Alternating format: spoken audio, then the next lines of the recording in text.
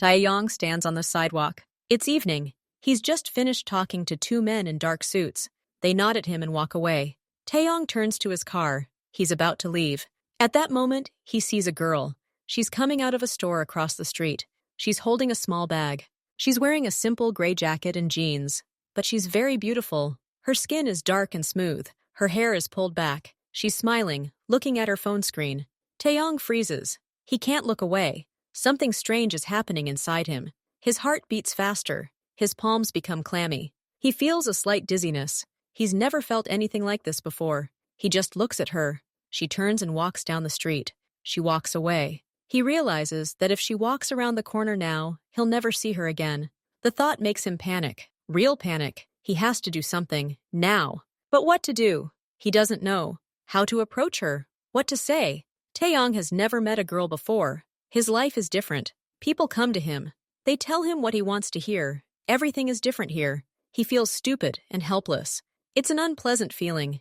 He can't stand it. He needs to act. Fast. He turns around abruptly. His face becomes cold and impassive. His insides are pounding. But on the outside, there's only ice. He catches the eye of one of his assistants, who's standing nearby. The man approaches immediately. Taeyong doesn't look at him. He stares at the girl's back, who's about to disappear from view. His voice is quiet and even, emotionless. The girl in the gray jacket, with the bag. The one going to the left. Bring her to me. Carefully. Do not harm her. The assistant glances quickly across the street. He nods without asking questions. Got it, boss. Taeyong turns sharply, opens the car door, and climbs into the back seat. The door closes. He sits in silence.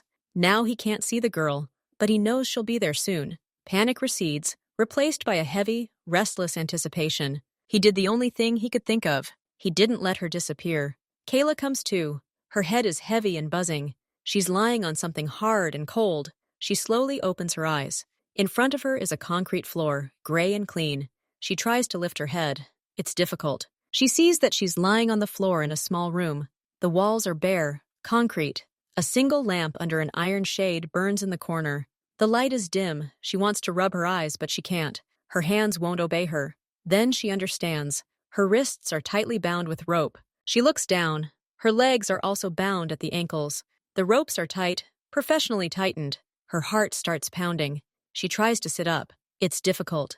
She looks around the room. The only other person there is a single wooden chair in the middle. Memories come flooding back in fragments. Evening. She bought yogurt and fruit. Was walking home. Then, quick footsteps behind her. Someone's large hand covered her mouth. A sharp, strange smell. Darkness.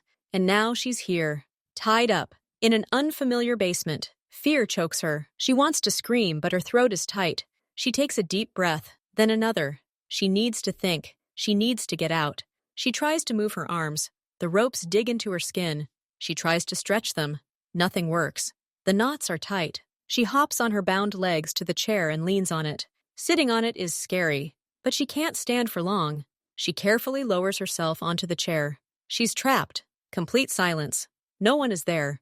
Just her, four walls, and this horror. At first, she just sits and tries to calm her breathing. She listens. Silence. Absolute. Not even a sound from the street. So the basement is deep or very well insulated. Anger comes after fear, bright and burning. How dare they? She whispers through clenched teeth. She begins to struggle with the ropes again, rubbing her wrists together, trying to reach the knots with her fingers. The skin chafes until it hurts. Red streaks appear, but the ropes don't loosen even a millimeter. The anger fades, leaving behind a feeling of fatigue and powerlessness. Time passes. She doesn't know how much. There's no watch, no phone, only this dim lamp, which is always on. She already hates this yellow light. She begins to notice details. The floor is very clean. There are no cobwebs on the walls. This means this place is well maintained.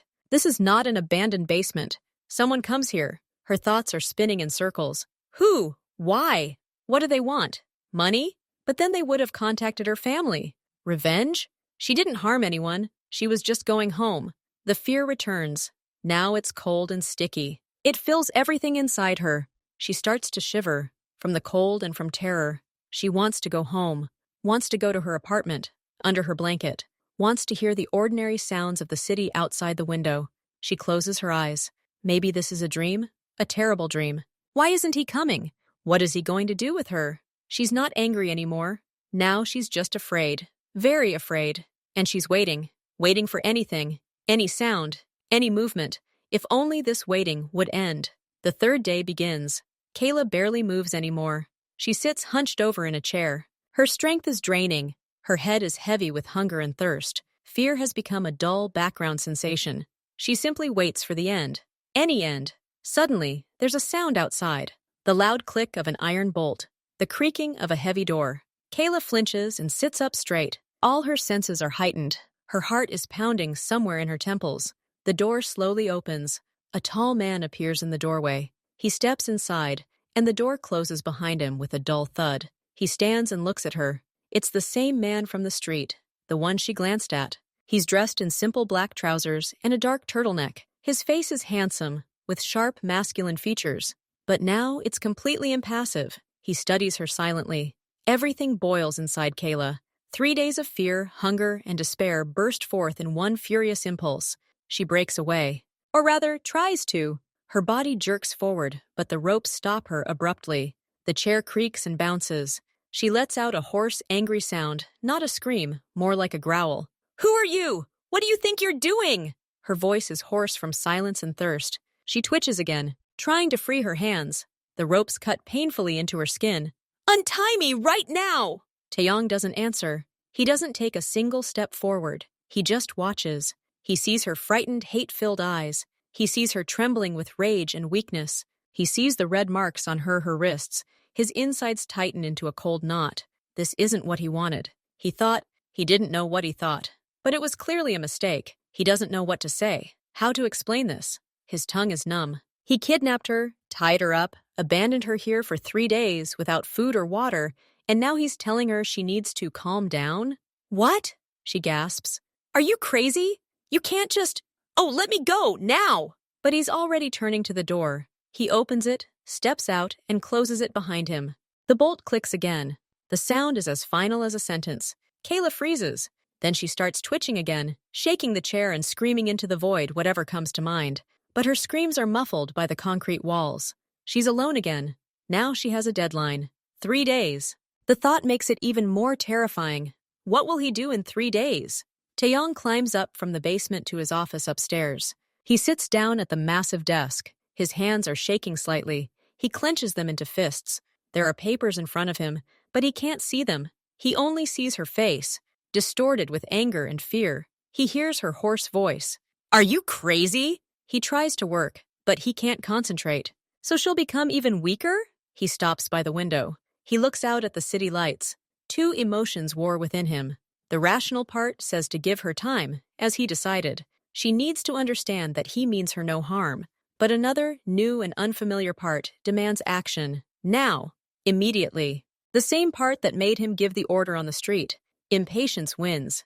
It's stronger than logic, stronger than caution. He can't stand it even half a day. He turns abruptly and leaves the office. He descends the basement stairs again. When he opens the door, he sees that she's not screaming. She's sitting, staring at the floor. Glistening tear tracks are visible on her cheeks. Hearing the sound, she slowly raises her head. The wild fury in her eyes is gone. Only deep weariness, resentment, and contempt remain. She looks at him. Her lips are trembling. She tries to restrain herself, but she can't. "Why did you come back?" Her voice is quiet and cracked. "To look at your prey one more time? To make sure I'm still here and haven't escaped?" Taeyeon freezes in the doorway. Her quiet voice hits harder than a scream. He begins and falls silent. He doesn't know what to say. But when he gave the order, he didn't think of it as a crime. He was only thinking about not losing her. "I won't do anything bad to you," he finally says. It sounds weak and stupid, even to his own ears. Kayla snorts, and it sounds like a bitter laugh. "Oh yes, of course. You just shoved me into the basement. That's the height of care and respect. Should I thank you?"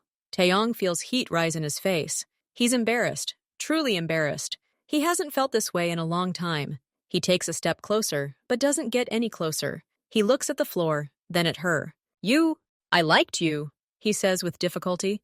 The words come hard to him, as if he were speaking a foreign language. "There, on the street. I saw you, and I really liked you." Kayla looks at him, not believing her ears. "What?" "I didn't know how to approach you." he continues, his voice slow and awkward. How to introduce myself? I don't know how to do that. I never have. I saw you leaving, and I thought you'd disappear forever. I couldn't let that happen. So I did it the only way I know how. Silence falls over the room. His words hang in the air, as absurd as his previous actions. Kayla just looks at him. Her brain refuses to process this information. Did he kidnap her because he liked her? Because he's bad at dating? You say hi? He shakes his head, looking at the floor again. I don't know how. I was afraid I'd say the wrong thing, ruin everything. But at least you're here. You haven't left. Kayla leans back in her chair. It takes her a moment to process this. All her anger, all her fear, collided with something absurd and childish. This strong, seemingly powerful man admitted that he acted like a savage out of confusion? But that doesn't change the facts. He kidnapped her. He's holding her here against her will. She's been tied up for 3 days. There's no getting around it. She looks at him, sees his confused, almost guilty face, sees him standing there as if awaiting a verdict, and a new wave of fatigue overwhelms her. Not physical, but mental. She's tired of being afraid, tired of being angry. She just wants this to end. I don't want to see you, she says quietly, but very clearly. She's no longer shouting. Her voice is calm and full of finality. Just go away. Leave me alone. Or better yet, let me go. Taeyong looks at her. He sees in her eyes not hatred, but detachment, complete rejection. This is worse than screaming. Screaming is emotion, a connection. And this is a wall. The wall he himself built. He wants to say something, to explain again. But there are no words. Everything he could say, he's already said. And it only led to this, to her not wanting to see him. He nods slowly, once. Then he turns. His movements seem heavy. He opens the door, steps out, and closes it. This time, the click of the bolt sounds not like a sentence, but like a period, like the end of something that hasn't even begun. Kayla is left alone.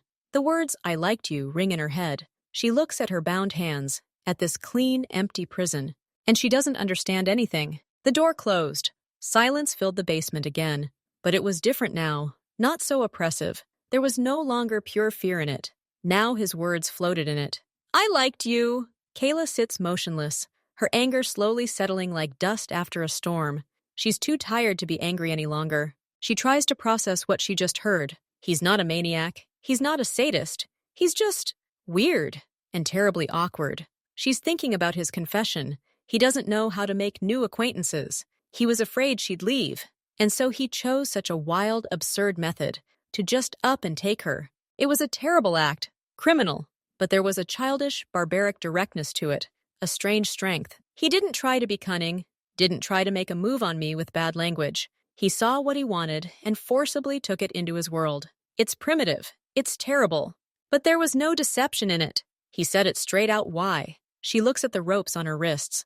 The bruises are already starting to show. No one has ever kidnapped her before. No one has been so smitten with her as to commit such a mad act. It's a strange, twisted thought, but it comes to mind. He didn't steal her purse. He stole her because he couldn't pass her by. She sighs. Hunger and thirst are back with renewed vigor. But now, beneath the physical discomfort, something else is pushing through. Not forgiveness. No. But curiosity. A cautious, distrustful curiosity. She closes her eyes. She remembers his face. Not the one distorted by her screams, but the one she caught a glimpse of on the street. Masculine, with the clear silhouette of his cheekbones and chin. Strong. And then, here in the basement, embarrassed, confused, when he tried to explain himself. There was no malice in his eyes, no cruelty. There was confusion, and something else. Tension. As if he himself knew he had messed everything up, but didn't know how to fix it. He looks imperious. Even now, in his awkward silence, one can sense his habit of command. And in this absurdity, her own interest awakens. Sharp as a needle, she wants to understand, wants to see what will happen next, how he will get out of this. Maybe this is a dangerous game, but sitting here and simply waiting is no longer an option. She doesn't know how much time passes. 40 minutes, maybe an hour. She's almost decided that she's ready to talk to him differently if he comes back. And he comes back. The bolt clicks again. The door opens. He stands in the doorway. He looks tired. In his hands, he holds a bottle of water and a small bag. It looks like food. He walks in slowly, leaving the door ajar. This is new. He stops a few steps away from her. Silently, he hands her the water and the bag. Inside, a bun and a piece of fruit are visible. Kayla looks first at the food, then at him. She's very thirsty, but she doesn't move. "Untie me," she says calmly. Her voice is quiet but firm. He blinks as if he doesn't understand. "I can't eat tied up," she adds, looking him straight in the eyes. He hesitates for a second, then he nods. He approaches her, carefully, and places the water and food on the floor. Then he takes a small folding knife from his pocket. He clicks it, and a blade appears. Kayla freezes for a moment, but he makes no sudden movements. He carefully approaches her from the side, bends down, and quickly cuts the ropes on her wrists. Then he cuts the ropes on her ankles. Blood rushes to her numb limbs again. She barely suppresses a groan, rubbing her wrists. Freedom! She can move her arms. Stand up. She slowly rises from the chair. Her legs are shaking and buckling. She grabs the back of the chair to keep from falling. Taeyong takes a step back, giving her space. He simply watches. Kayla takes a deep breath. She looks at the open door, then at him. Run away? Now? But where? She's weak. She doesn't know where she is. And he'll probably catch up. And she makes a decision. The very plan that has been brewing in her head. "I'll give you a second chance," she says, still holding onto the chair. One. He seemed to expect anything. More screaming, tears, an attempt to hit him. But not this. A calm, measured ultimatum. He nods, quickly, almost hurriedly. "Okay, let's go." He steps back to the door and waits for her. Kayla takes the first step. Her legs ache, but they hold her. She walks past him into the narrow hallway. This is his home. She's in his home now, not in the basement. This is a whole new level. "This way," he says quietly, and leads her further down the corridor. She follows him, feeling her heart begin to beat faster again. But it's not the same fear. It's nervousness, the unknown. He leads her up to the second floor, to one of the doors. He opens the door and lets her in first. It's a bathroom, but not just any bathroom. It's a huge, bright space, more like a spa. A large, deep tub on curved clawfoot legs is already filled with water, emitting a gentle steam and a subtle scent of lavender. Nearby, on a small table, neatly laid out, are soft, fluffy towels, an unopened toothbrush and toothpaste, and several bottles and jars. Shower gel, shampoo, body scrub, moisturizer. Everything is new, expensive, and simply designed. A folded set of clothes lay on a wide stool nearby. Simple gray sweatpants, a soft white t-shirt, and socks. Everything looked new and was her size. Next to the clothes was a small bottle of perfume with a delicate floral scent. Kayla freezes in the doorway, her eyes wide. She didn't expect this. Taeyong stands behind her, in the doorway. "Get yourself together," he says. His voice is still even, but it's not a command, more of a suggestion. "Anything for you. No one will come in. I'll wait outside the door." He steps back and slowly closes the door, leaving her alone in this huge, warm, lavender-scented space. Kayla turns and looks at the locked door. Then she looks around the room. The bathtub, clean towels, clothes, creams. This isn't a basement. This is care. Strange, hyperbolic, born out of a crazy act, but care nonetheless. She walks to the bathtub and dips her hand into the water. The temperature is perfect. Warm, relaxing. She looks at her dirty, scratched hands, her wrinkled clothes. She hears the silence of the house. And then she realizes he didn't just let her out of the basement. He started his second chance. Right now. And she, oddly enough, is ready to accept it. If only so she can finally wash up and put on some clean clothes. Everything else will come later. Kayla stands next to the bathtub, slowly undressing. Her clothes fall in a clump onto the tiled floor. She looks at herself in the large mirror. She is pale. There are dark shadows under her eyes. There are bright red streaks from the ropes on her wrists and ankles. Her hair is a mess. She looks lost and exhausted. She carefully lowers herself into the water. Warmth instantly envelops her body. She sighs, a sigh of relief that comes from deep within her chest. After her bath, she wraps herself in a large, soft towel. It smells fresh. She stands on the warm floor and applies moisturizer from one of the jars to her skin. The cream is gentle and absorbs well. She looks at her new clothes. They are simple, but made of soft, high-quality fabric. She puts them on. The t-shirt and pants fit her perfectly. He got the size right. She goes to the sink and brushes her teeth with a new toothbrush. She looks at her reflection. The color is already beginning to return to her cheeks. Her hair, washed and combed, falls in soft waves. She sprays a little perfume on her neck, a light, barely perceptible scent of jasmine.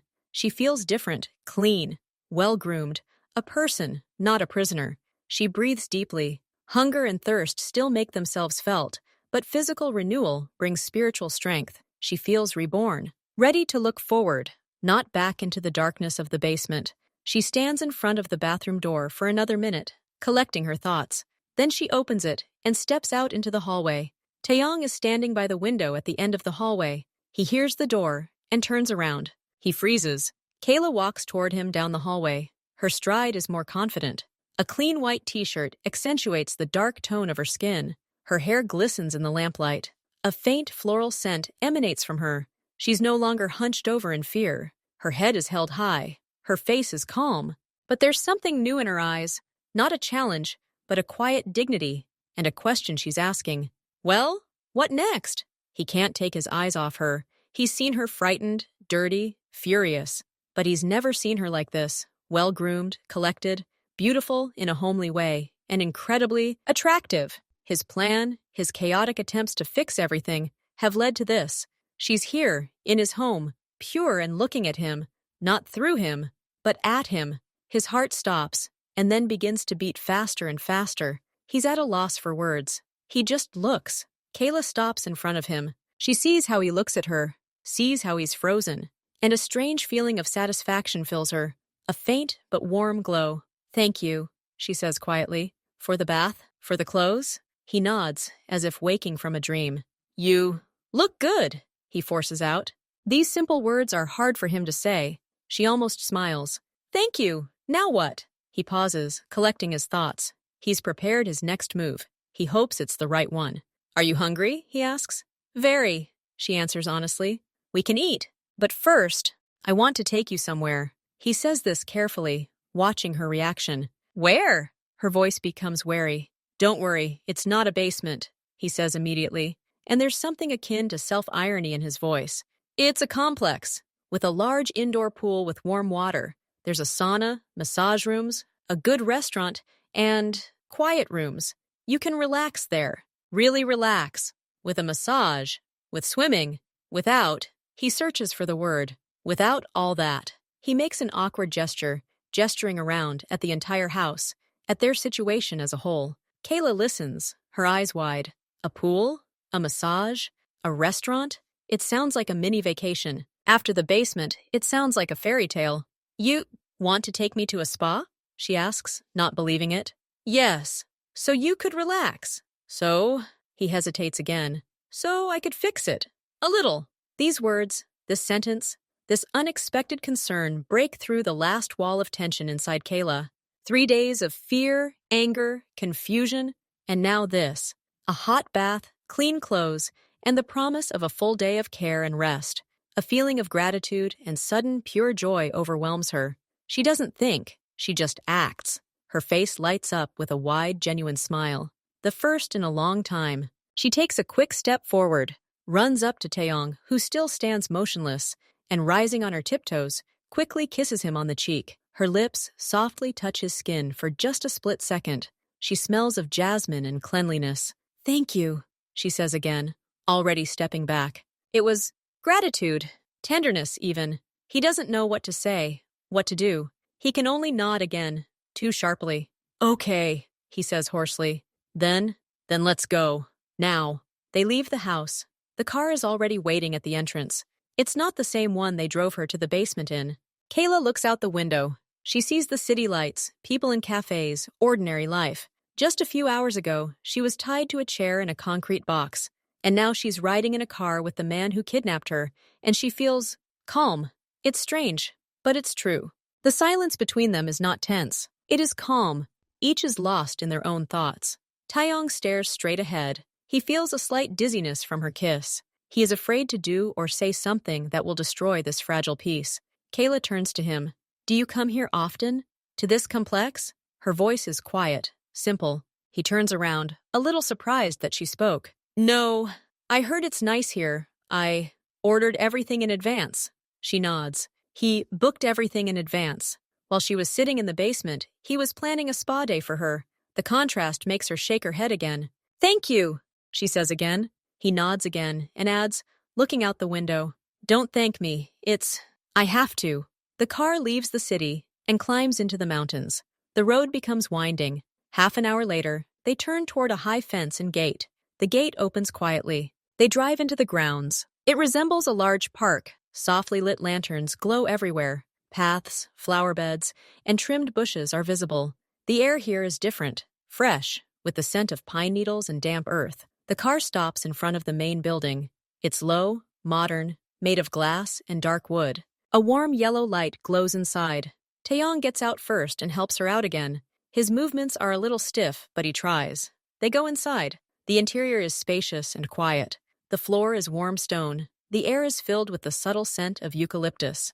A woman in a formal uniform is already waiting for them at the reception desk. She smiles and bows. "Mr. Taeyong, everything is ready according to your request. The entire Western complex is closed to you this evening and tomorrow." Taeyong simply nods. He leads Kayla further down a long glass corridor. On one side is a wall. On the other, a panoramic window revealing a nighttime garden illuminated by lanterns and a large, steaming pool in the open air. Everything is very clean, expensive, and peaceful. Nothing is overwhelming. This is a place for relaxation, real relaxation. They take the elevator to the second floor. Taeyong leads her to a door at the end of the hallway. He opens it with his keycard. The room is large. It's more like an apartment than a suite. There's a living area with sofas and a TV, a dining table, and a king-size bed. But the highlight is the floor-to-ceiling window. Beyond it, dark and majestic, the silhouettes of the mountains loom beneath a star-studded night sky. Below, the illuminated pool glows like a jewel. Kayla walks to the window and presses her palms to the cool glass. "Beautiful," she whispers. "Yes," Taeyong agrees. He stands at the entrance, watching her take in the view. "This is your room," he says. "I have the next one. I won't disturb you." She turns to him. "What's included in your order?" she asks, a light, almost playful note in her voice. He counts them off on his fingers, trying not to forget anything. "Dinner will be brought here in an hour. It will be light. Breakfast tomorrow morning. A masseuse will come to you at 10. Then you can go to the pool, the sauna, whatever you want. Everything is already paid for." She looks at him, and the smile appears on her face again. She shakes her head. "You thought of everything." He shrugs, embarrassed. "I tried."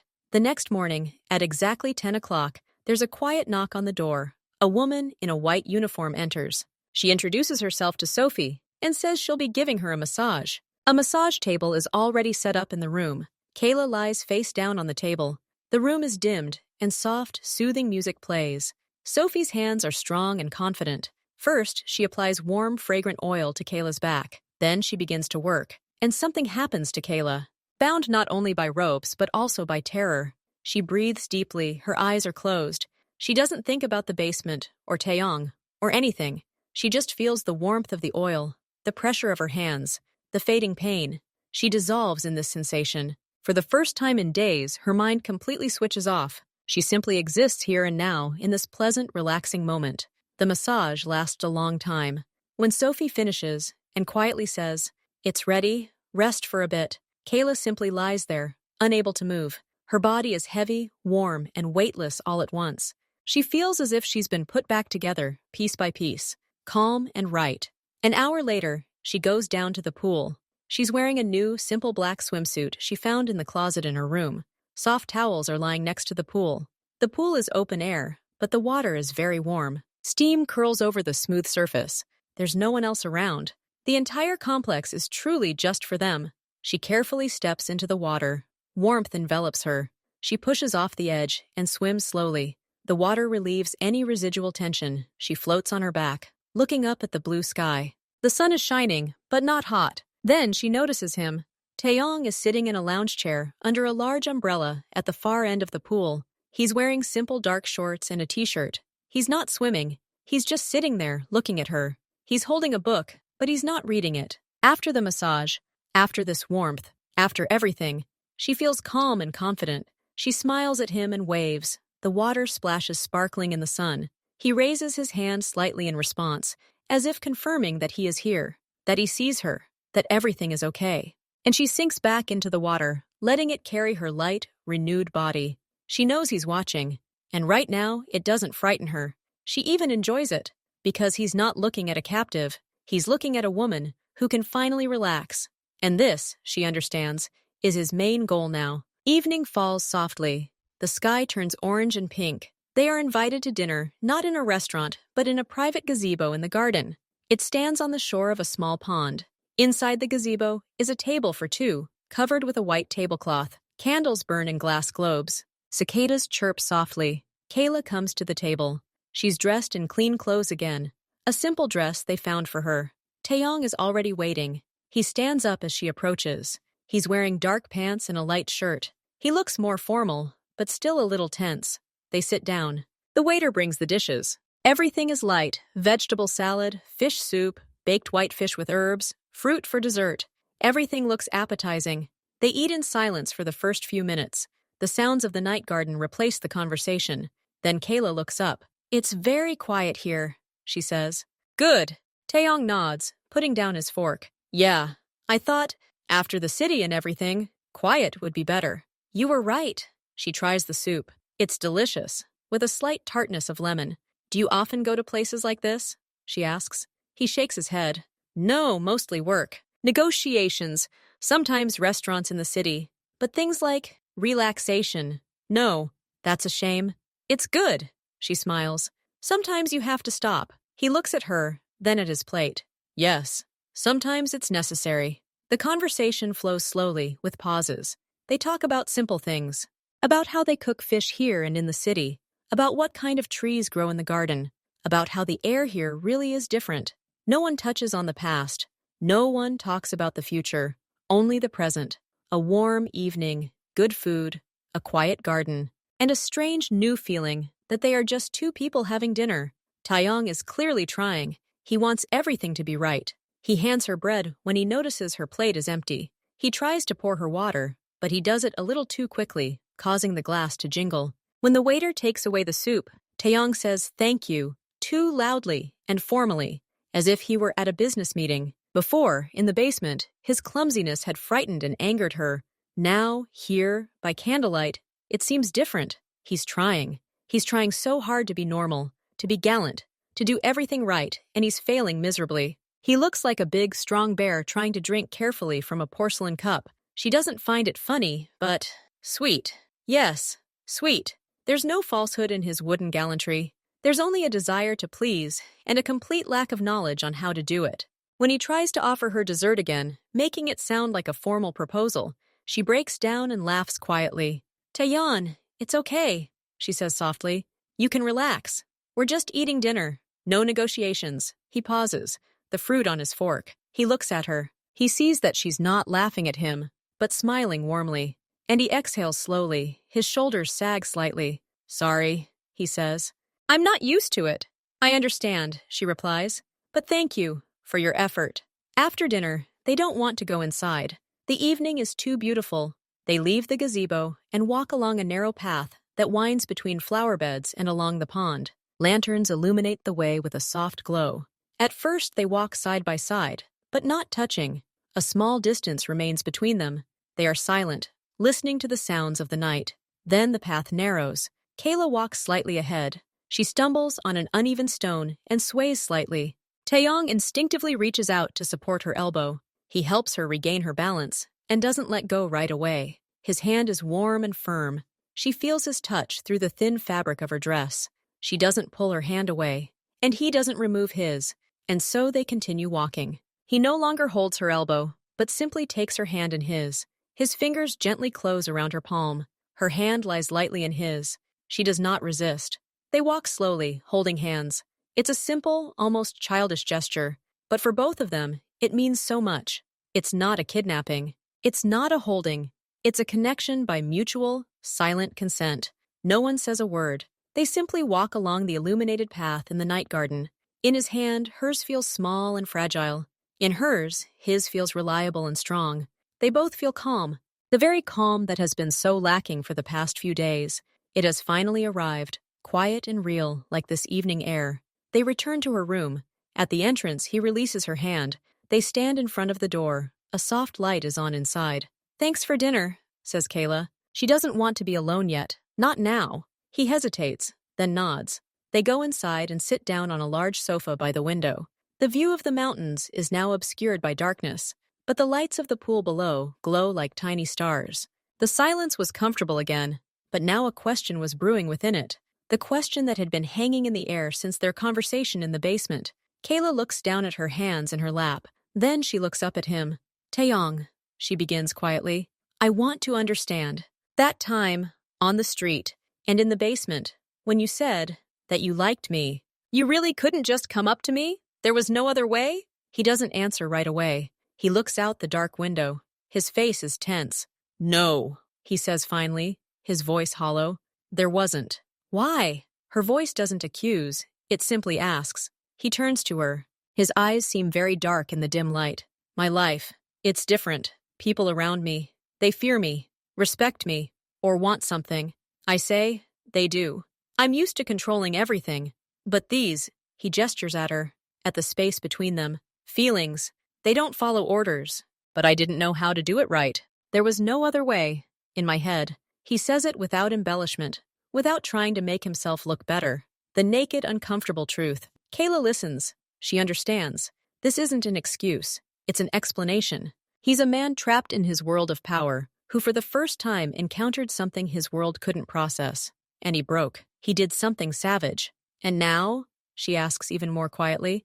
Do you know another way now? He looks at her.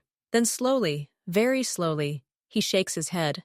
No. The room is quiet. Kayla looks at him. At this strong, lost man, who admits he doesn't know how to be normal. And in that moment, she doesn't feel pity. She feels trust, because he's honest. Horribly, absurdly honest. Okay, she says finally. Then let's take a wild guess. Together, but no basements. Agreed? He looks at her, and something like hope appears in his eyes. He nods. Deal. Sunlight filters through the sheer curtains. Kayla awakens slowly. She lies on a large bed in the center of the room. The room is quiet, filled with the calm of morning. She turns over and sees him. Taeyong is asleep on the large sofa by the window. He's lying on his back, one arm behind his head, the other on his chest. His face looks younger and calmer in sleep. It's not wearing the usual tense mask. He's simply sleeping, breathing deeply and evenly. Kayla doesn't get up right away. She looks at him. She remembers everything that happened. The basement, his confused face, his clumsy attempts to fix everything. Last night's dinner, the walk hand in hand, his honest words. I didn't know how to do it right. And she realizes she's not angry with him. The anger is gone. It dissolved somewhere between the warm water of the pool, his embarrassed look at dinner, and the silence of their walk. She's not overwhelmed by pity either. There's something else.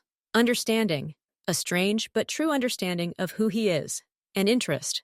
A deep interest in what will happen next. He acted terribly. That's a fact. But he's not a terrible person. He's lost. And now he's trying to find his way back. To her. She quietly gets out of bed so as not to wake him, and goes to the bathroom to wash herself. When she comes out, he's already awake. The sofa is neatly made. He's standing by the window, looking out at the awakened garden. He's wearing yesterday's trousers and t-shirt, his hair slightly disheveled. Good morning, he says, hearing her. Good morning, she replies. Did you sleep well? He nods. Yes. And you? Very. Yes, I do. He moves his chair closer, and you pick up a pair of chopsticks. His thumbs and fingers look clumsy for such a delicate task. Like this, he says, demonstrating. One chopstick lies here, between my thumb and forefinger, motionless. The other one moves like this. He makes a motion, catching an imaginary piece of food. He's successful, but it's clear he, too, isn't a frequent user of chopsticks in relaxed settings. Kayla tries to imitate him. The chopsticks slip from her fingers and clatter onto the table. She laughs. Nothing works. Try again, he says. His face is serious, but there's a sparkle in his eyes. Here, hold it like this. He takes her hand in his and adjusts the position of her fingers. His touch is warm and confident. Kayla freezes, feeling his hand on hers. Then she tries again. This time the chopsticks hold. See? He says, letting go of her hand. Now try taking something, like a piece of mango. She aims her chopsticks at a piece of fruit on her plate. The chopsticks tremble. She grips them tighter. The mango slips. She laughs again. Taeyong looks at her laughing face, and the corners of his lips lift in a slight, almost imperceptible smile. After her fifth try, she manages to snag a piece and bring it to her mouth. Hooray! she exclaims triumphantly, like a child. Well done, he says, his voice warm. They're having breakfast. Kayla continues to try eating with chopsticks, and she's succeeding more and more often. Taeyong helps her, sometimes adjusting her fingers. They chat about trivial things. They laugh at her failures. Breakfast is light and sunny, like the morning outside. After breakfast, they get ready. Kayla puts on the same comfortable clothes from Taeyong's house. She carefully folds the clothes they bought her here into the bag they gave her. They drive out of the complex. The car speeds down the mountain road again, this time heading back toward the city. Kayla looks out the window. The landscape changes. The mountains are left behind. The first buildings of the city appear. The cheerful mood from breakfast gradually evaporates. Reality approaches. She thinks, what now? They'll go back to his house. And then, she's free. No one's holding her back. She has her apartment, her job, her life. Leave. Report it to the police. Erase that number from her memory. But she finds herself not wanting this. She doesn't want to just leave. She looks at Taeyong, who sits next to her, silent and thoughtful. He stares ahead, his profile serious. She remembers his sleeping face, his clumsy attempts to teach her how to eat with chopsticks, his honest admission of ignorance. She thinks not about the act, but about the person she's begun to see behind this insane act. And she wonders, very wonders, what will happen if she stays? Not as a prisoner, but as a person who gave a second chance. How will everything change? Will he be able to learn? Taeyeon, she says quietly. He turns to face her. Yes? She looks him straight in the eyes. Her voice is calm and firm. I don't want to just leave.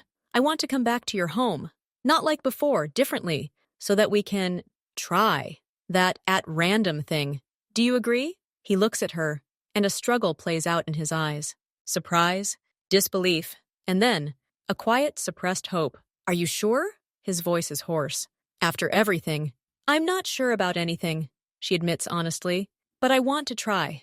If you want to, too. He nods slowly, very slowly, strongly so that his chin doesn't tremble. I want to. She speaks calmly, setting clear boundaries. I will stay, for a while, but only on my terms. He nods silently, ready to listen. First, it's my choice. I can leave at any time, and if I say I want to leave, you let me go. No arguing, no basements, no persuasion. Do you understand? Yes, he answers immediately. Your word will be law. Second, your home is my space now too. I will have my own room, my things. You don't enter without knocking. You don't give me orders. We negotiate. Like adults. Agreed. Third, and this is the main thing. She takes a step closer, looking him straight in the eyes. You learn everything. How to meet people, how to talk, how to court, how to just be a person, not a boss. You don't do the best you can. You ask, listen, and try new things. Even if it turns out badly, even if it feels awkward, you're learning. Otherwise, there's no point. Taeyong listens to her every word. He sees determination in her eyes, not fear or anger. She's giving him a chance, but for a reason. She sets rules, fair and just ones. I will learn, he says firmly. I promise. I'll do everything you say. She studies his face, looking for falsehood. She finds none. She sees only serious intent. Okay, she finally says. Then show me my room. Not the basement, the room. From this day on, his training begins. Taeyong approaches it as the most important work of his life. He truly listens. The next morning, when Kayla leaves her room, spacious, bright, with new furniture delivered overnight, she sees a small bouquet by the door. Not huge gladioli, but simple daisies wrapped in transparent paper. Attached to them is a note, scrawled on it in a scraggly handwriting. Good morning. Tea. She smiles. It's sweet and unobtrusive. In the evening, he knocks on her door. May I come in? He asks from behind the door. Come in. He comes in. He stands a little awkwardly. I wanted to ask, would you like to watch a movie? Downstairs in the living room. I can put on anything. She agrees. They watch a light comedy. He sits at the other end of the couch, hesitant to approach. During the funny moments, he looks not at the screen but at her, to see if she's laughing. And when she laughs, his face lights up too. He's learning to listen. Before, conversation was either an order or a report. Now he asks questions. Simple ones. How was your day? What do you like for breakfast? Why do you like this color? And he listens attentively to her answers, memorizing every detail. He learns that she loves mangoes, is afraid of heights, adores old jazz records, and hates tea that's too sweet. Sometimes he makes mistakes. One time, he ordered his assistant to make Miss Kayla everything she likes. 10 different dishes appeared for dinner, which confused and amused her. He realized his mistake, and next time asked personally, "What would you like for dinner tonight? I can order it or try making it myself." He actually tries. It turns out poorly. The eggs burn, the rice turns to mush. But she eats it, and he sees that she appreciates the effort. He slowly, step by step, builds a bridge from his world of loneliness and strength to her world of ordinary human relationships. A week later, he approaches her, clearly nervous. "Kayla, I want to ask you out. On a date. A real one, not here, in the city. If you want." She looks at his serious, tense face. "Where?" "To the cinema. And then, to a cafe. I found one. It's quiet there. There's live music playing. Jazz." He pronounces the last word with special hope, remembering her love of jazz. She smiles. "Okay, Taeyeon. I agree." He's on edge all day. He changes his clothes 10 times, can't decide on a tie, and calls his most patient assistant to ask if his shirt looks okay. In the evening, they go into town in a regular taxi, not in his company car with a driver. He doesn't frequent places like this. He buys tickets and popcorn, after a quiet consultation with the cashier about which flavor to order, and they enter the theater. He sits next to her in the dark. The film is a light-hearted romance. He barely looks at the screen. He watches her profile, illuminated by the flickering frames. He watches her smile at the funny moments. When she giggles softly during the kissing scene, he can't help but smile himself. After the movie, they go to a cafe. It's small and cozy. A trio is indeed playing in the corner. Double bass, piano, and saxophone. The music is a quiet, melancholy melody. Taeyong orders tea for her, unsweetened as he remembers, and coffee for himself. They sit at a small table. He is silent at first, glancing at the musicians, at the other customers. "It's nice here," he finally says. This is a new, unknown piece of his past. The date goes without incident. Nothing grand. Just a movie, just a cafe, just a conversation. But for him, it's a feat. He never once commanded, never assumed a reserved posture, never showed fear. He was simply a man asking the woman he liked out on a date. And everything went well. As they leave the cafe, he hesitates a moment, then takes her hand. She doesn't take hers away. They walk to the taxi, holding hand-knees, to the soft sounds of a saxophone drifting from the open door of the cafe. No one speaks of it out loud, but the basement and everything connected to it begins to feel like a bad dream, like an old, closed chapter. She organizes her space. She brings her things from her old apartment. She hangs pictures, puts books on the shelves, and changes the curtains in her room to lighter ones. The house gradually ceases to be sterile and impersonal. Traces of her presence appear. A shawl forgotten on the sofa, the smell of her coffee in the morning, her laughter. Taeyong is changing. He's not becoming a different person. He's still the same strong, determined man whose word settles disputes in his world. But at home with her, he sheds that armor. He learns. Every day, he learns to cook a simple breakfast, and one day he makes perfect toast. He proudly places the plate in front of her. He learns to joke. His jokes are flat and awkward, but she laughs because she sees how hard he tries. He learns to just be there, to sit with her in silence, reading a book while she watches TV, to hold her hand as they look out over the city at night from the balcony. He no longer commands. He asks, "Kayla, what do you think? What do you prefer? Should I do it this way?" His respect for her is not in words, but in every gesture, in every look. She's no longer a prisoner to him, a target or a trophy. She's the person he holds most dear, the one for whom he's willing to relearn how to live, the one whose opinion matters most to him, the one whose smile makes his day truly good. Sometimes at night, if she's haunted by nightmares about those days, she comes to his room. He never asks, just silently opens the door for her, gives her his share of the bed, and simply lies next to her, holding her hand until she falls asleep again. His presence, quiet and reliable, drives away the last of her fear. It's not a perfect fairy tale. Sometimes he loses his temper, and for a second, the familiar coldness creeps into his voice. A rhythm settles into Taeyong's house, new and unfamiliar to both of them, but gradually becoming familiar. In the morning, Kayla wakes up earlier. She goes into the kitchen, which now seems less sterile. Her favorite coffee mug sits on the table, a wide one with a cat design. She makes coffee, and after a while, Taeyong joins her. He still looks sleepy, his hair disheveled. He silently takes his cup and sits next to her. Sometimes he tries to make breakfast. Sometimes they just sit in silence, listening to the city awakening outside the huge windows. One morning, he sets a plate in front of her. On it lies an omelet. Not perfect, a little burnt on one edge, but made by him. Try it, he says, trying to sound neutral. But there's hope in his eyes. She tastes it. It's salty, but edible. Delicious, she says, and his face lights up with a rare, genuine, almost childish smile. This smile makes him seem like a different person. She treasures this moment in her memory. He continues his lessons. He starts a notebook, a funny leather notebook, where he writes down things she likes and dislikes.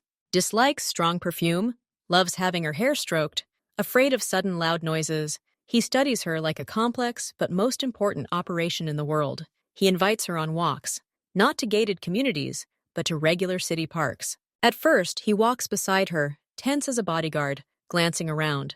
Gradually, he learns to relax. They feed the ducks, buy ice cream from a kiosk, sit on a bench and people watch. It's new for him, being part of the crowd, not above it. One day, a teenager on a skateboard almost crashes into Kayla. Taeyong instinctively makes a sharp move to catch her and push her away, but then stops, clenching his fists, and simply stands between her and the trajectory of the skateboard. The guy rushes past with a cry of, "Sorry!" Taeyong exhales, his body still tense with adrenaline. Kayla places her hand on his clenched fist. "It's okay," she says quietly. "I'm here. It's okay." He slowly unclenches his fingers and takes her hand in his. He learns not to solve all problems by force, but simply to be there. They often stay home in the evenings. He turns off his work phones. They watch movies. He still doesn't quite understand the plots of many romantic comedies, but he watches because she watches. He learns to play the simple board games she buys. He loses at Monopoly with the serious air of a defeated general, which makes her laugh until she cries. He begins to read, not reports, but books. At first, short stories that she recommends. He reads slowly, thoughtfully. Sometimes he asks her the meaning of words or asks her to explain a metaphor. This is a new language for him, and he learns it with the same tenacity with which he once learned to survive. There are difficult moments, too. One day, he comes home late. He looks tired and withdrawn. He exudes a coldness and detachment, just like those first few days. He walks silently into the kitchen, not looking at her. She feels the icy sting of an old fear somewhere deep inside. She remains in the living room, not daring to approach. Half an hour later, he comes out. He has already taken off his jacket. The sleeves of his shirt are rolled up. He walks over to the sofa where she is sitting and sits on the floor in front of her, lowering his head, so that he is shorter than her. "I'm sorry," he says hoarsely. "Today was a hard day. I had to make some unpleasant decisions. I didn't want to bring this mood home. I didn't want you to see me like this." He says "like this," and means the person he used to be, cold and cruel. She looks at his bowed head. Before, he would never have admitted weakness. He would never have apologized. This is a huge step. "You're here now," she says, gently touching his hair. "That's the main thing." He raises his head and looks at her. There's weariness in his eyes, but the icy wall is gone. "Thank you," he whispers, and that thank you means so much more than just politeness. Another difficulty arises from outside. Kayla decides to go to her old apartment to pick up a few more boxes. She goes alone. It's her decision, her self-examination. But when she returns, she's quiet and thoughtful. She says little the entire Venus. Before going to bed, she's sitting on the bed in her room. Taeyong knocks and enters at her silent permission. He sees the expression on her face. "What happened?" he asks, sitting next to her, but not too close. "It's nothing serious," she says. "It's just the neighbor. She saw me, asked where I was, said everyone thought something happened to me, that they called the police, but then they dropped the report." She looks at him. Hanni, of course, was the one who made sure the report disappeared. "She said she was glad I'm alive," Kayla continues quietly. "And she looked at me like I'd lost my mind when I said everything was okay, that I lived here now." He remains silent, feeling the weight of her words. His actions have consequences for more than just the two of them. He has robbed her of a normal life, her reputation, her peace. I can fix everything," he says, but he sounds uncertain. "Tell them something. Explain." "Explain what?" she asks good-naturedly. "That you kidnapped me because you fell in love? That would only ruin everything."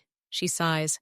"I just need time to understand how to live with this with this choice, because it is my choice now, and it is not always understood by others. He takes her hand and holds it tight, like an anchor. I'll be there, always, no matter how others look. This becomes their new reality. They are two worlds colliding, and the debris from this collision sometimes hurts. But they learn to care for these wounds together. Gradually, trust grows. Kayla begins going out into town alone to meet a couple of old friends, to whom she's explained, albeit with difficulty, that she's in a complicated but serious relationship. She returns home, and Taeyong is always waiting, trying not to appear worried, asking simple questions about her day, learning to share her with the world. One evening, as they sit on the balcony and watch the rain, she suddenly says, "You know what I still miss sometimes?" "What?" He is wary. "My old coffee shop on the corner. They had the best cappuccino there." The next morning, he takes her to his car. He does not go downtown, but to her old neighborhood. He stops at the same coffee shop. He is nervous. He is not one to sit in small, crowded cafes. But he goes in with her. They sit by the window. He drinks espresso. She drinks cappuccino. No one recognizes them. They are just a couple. He overcomes another barrier, the barrier of her past life, in which he was not present. And then one day, a few months into this new, fragile life, something simple happens.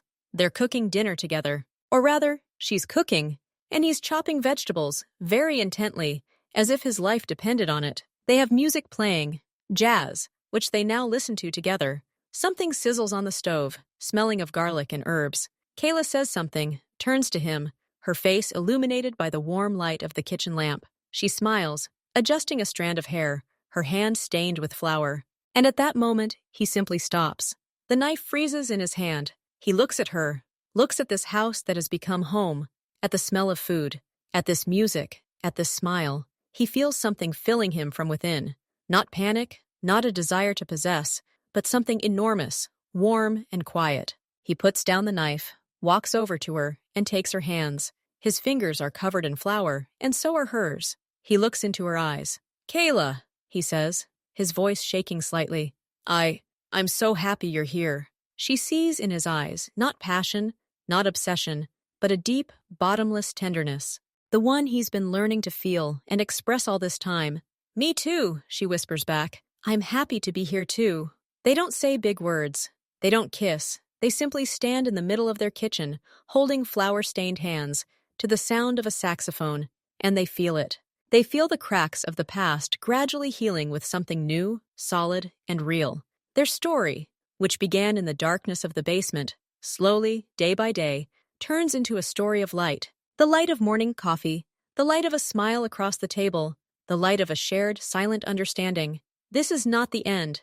This is just another day in their new life, but a day that means everything.